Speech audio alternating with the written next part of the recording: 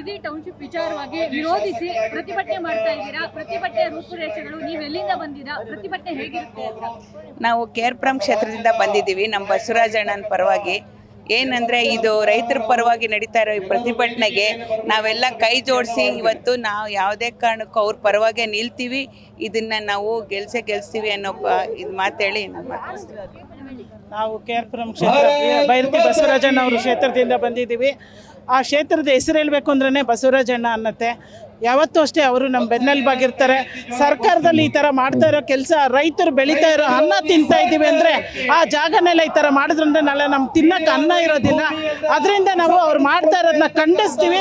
ನಾವು ಬಸವರಾಜಣ್ಣ ಪರವಾಗಿ ಬಂದಿದ್ದೀವಿ. ಮುಂದಿನ ದಿನದಲ್ಲಿ ಈ ಥರ ಇದು ಕಾರ್ಯಕ್ರಮಗಳು ಮಾಡಿದ್ರೆ ಮುಂದೆ ಎಚ್ಚರಿಕೆ ಕೊಡೋಕ್ಕೋಸ್ಕರ ಈಗ ಸಂಘಟನೆ ಮಾಡ್ತಾ ಇದ್ದೀವಿ. ಯಾವುದೇ ಕಾರಣಕ್ಕೂ ನಾವು ಬಿಡೋದಿಲ್ಲ. ರೈತರ ಜಾಗನ ತಗೊಂಡು ಅವ್ರು ಮಾಡಿದ್ರೆ ಮುಂದಿನ ದಿವಸ ನಮ್ಗೆ ತಿನ್ನಕ್ಕೆ ಅನ್ನ ಇಲ್ದಂಗೆ ಆಗ್ಬಿಡುತ್ತೆ. ಅದರಿಂದ ಇವತ್ತೇ ನಾವು ಇದಕ್ಕೆ ಅಡಿಗಾಣ ಆಗ್ತಾ ಇದೀವಿ. ಬೈರತಿ ಬಸವರಾಜಣ್ಣಂಗೆ ಜೈ. ಬಿಡದಿ ಟೌನ್ಶಿಪ್ ವಿಚಾರವಾಗಿ ವಿರೋಧಿಸಿ ಪ್ರತಿಭಟನೆ ಮಾಡ್ತಾ ಇದ್ದೀರಾ. ಪ್ರತಿಭಟನೆ ರೂಪುರೇಷೆಗಳು ನೀವು ಎಲ್ಲಿಂದ ಬಂದಿರಾ? ಪ್ರತಿಭಟನೆ ಹೇಗಿರುತ್ತೆ ಅಂತ?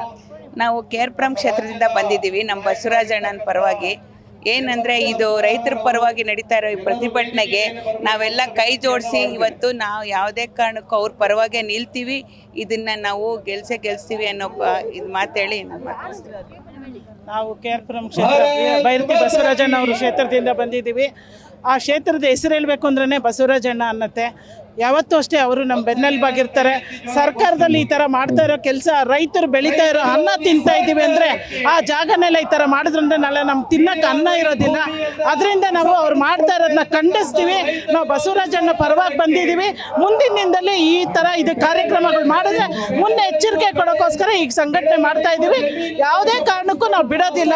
ರೈತರ ಜಾಗನ ತಗೊಂಡು ಅವ್ರು ಮಾಡಿದ್ರೆ ಮುಂದಿನ ದಿವಸ ನಮ್ಗೆ ತಿನ್ನಕ್ಕೆ ಅನ್ನ ಇಲ್ದಂಗೆ ಆಗ್ಬಿಡುತ್ತೆ. ಅದರಿಂದ ಇವತ್ತೇ ನಾವು ಇದಕ್ಕೆ ಅಡಿಗಾಣ ಆಗ್ತಾ ಇದೀವಿ. ಬೈರತಿ ಬಸವರಾಜಣ್ಣಂಗೆ ಜೈ.